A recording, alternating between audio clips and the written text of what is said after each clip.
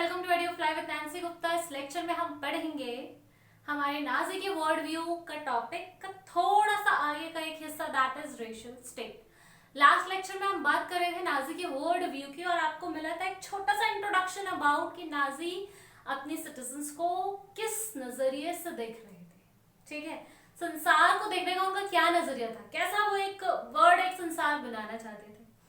आज उसी के कंटिन्यूएशन में आगे बढ़ेंगे and you will come to know many different aspects of Nazism and the Hitler. Okay, let's begin. एक वर्ड आपको ध्यान में रखना है जो बार बार इस चैप्टर में आएगा and that is undesirable. Undesirable बच्चों, क्या है ये वर्ड अनडिजायरेबल? अनडिजायरेबल आप किन चीजों को बोलते हो जिनको आप चाहते नहीं हो कि कहीं से भी वो हो, मतलब फालतू, जिसकी जरूरत ही नहीं है, दैट इज अनडिजायरेबल। ऐसा शब्द ये इस्तेमाल कर रहे थे किसी चीज के लिए नहीं बल्कि इंसान के लिए, एंड दैट वर्ड ज्यूज। जहां पे भी आपको इस पूरे चैप्टर में अनडिजायरेबल वर्ड मिले, मतलब समझ लेना हिटलर ने इस शब्द का इस्तेमाल किया है ज्यूज के लिए। ठीक है, तो ज्यूज उनके लिए बेटा अनडिजायरेबल थे और क्रॉस रिप्रेजेंट कर रहा है कि ज्यूज को वो अपनी जर्मनी में या अपने एक्सटेंडेड एरियाज में जर्मनी के बिल्कुल देखना नहीं चाहते थे। उनको कहीं उठा के फेंक देना चाहते थे, बाहर कर देना चाहते थे अपनी जगह से, या मार देना चाहते थे। ठीक है, society of pure and healthy Aryans, वो एक ऐसी सोसाइटी चाहते थे, टिक मतलब चाहते थे, दे वांटेड एक ऐसी सोसाइटी बनाना चाहते थे जो हेल्दी हो, ठीक है, बढ़िया हो और उनके लिए प्रॉस्पेरिटी लाए। और ऐसी उनकी नजर में एक ही कम्युनिटी थी and that were Nordic Aryans. ठीक, अब देखो क्यों वो अनडिजायरेबल बोल रहे थे। जिसको कहीं ना कहीं कोई स्टीरियोटाइप, कोई कहानी, कोई मिथ्या जरूर होती है किसी भी सोच के बीच में, तो यहाँ पर भी थी। और वो मिथ्या ये थी बच्चों कि ज्यूज को चला आ रहा था ये पुराना तौर तरीका और मान्यता थी कि ज्यूज ने कभी पुराने टाइम में मर्डर्स किया था क्रिस्ट का, चर्च के पीपल का और उन लोगों का, मनी लेंडर्स का, जो बहुत high rate of interest charge करते थे लोग पे, उधार लेने वालों पे, तो उनको उस टाइम पे यूजर्स कहा जाता था।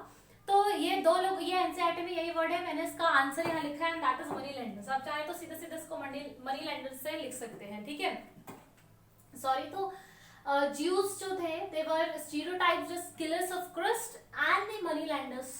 ठीक है, एक कहावत थी कि ये जो है मर्डरर्स हैं, ये किलर्स हैं।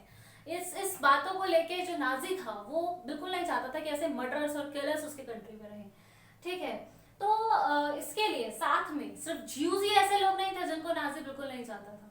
लोग थे impure and abnormal, has no right to live. जो लोग इम्प्योर हैं, जिनको इम्प्योर बोला जाता है, या जो लोग अपाहिज हैं, जिनके एक हाथ नहीं है, पैर नहीं है, या मेंटली डिस्कार्डेड हैं, पागल जिसको आप कहते हो, या कोई भी मेंटल उनको प्रॉब्लम है या फिजिकल प्रॉब्लम है, तो वो लोग भी जो एबनॉर्मल है उनको जीने का कोई अधिकार नहीं।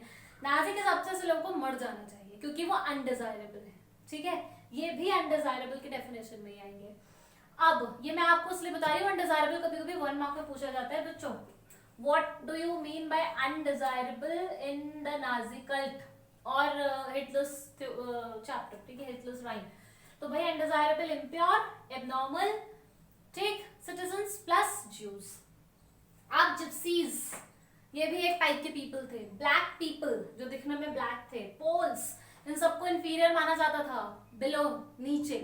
ठीक, साथ में रशियंस, जो कुछ हिस्सा रशिया का जो नाजी ने ऑक्यूपाई कर लिया था, उस हिस्से को इन्होंने क्या किया, नाजी ने, हिटलर ने क्या करवाया कि उन लोगों को जबरदस्ती गुलाम बनवा के काम करवाया। ठीक है, they were forced to work just slave laborers। तो आप देखिए कि मतलब क्या चाहते थे ये और क्या बिलीफ सिस्टम था इनका। ठीक, ये आप पढ़ चुके हैं। अब ज्यूज के बारे में हम कंटिन्यू रखेंगे, कंटिन्यू पढ़ेंगे। ठीक है, कि ज्यूज के बारे में और बहुत कुछ उनके साथ हुआ। सबसे बुरा जो हुआ ना नाजी के टाइम में वो ज्यूज के साथ हुआ। तो क्या क्या हुआ, क्या क्या चीजें उनके साथ हो रही थी, दिस विल स्टडी। जैसे कि ज्यूज किसी भी तरीके का लैंड नहीं खरीद सकते थे। ठीक है, they were barred from owning any land. Ghettos में रहते थे। गीटोज कैसे हैं मैं आपको दिखाऊंगी, I will show you in the picture. Then faced violence, organised violence, सिर्फ वायलेंस नहीं, ऑर्गेनाइज्ड वायलेंस ये लोग फेस करते थे। ऑर्गेनाइज्ड वायलेंस का मतलब है कि इनको बहुत सोच समझ के प्लानिंग के साथ मारा पीटा जाता था। ठीक है, और एक हद तो तब हो गई बच्चों जब 1933 से 1938 के बीच में लोगों को एक ऑर्डर दे दिया गया, देश छोड़ के चले जाओ।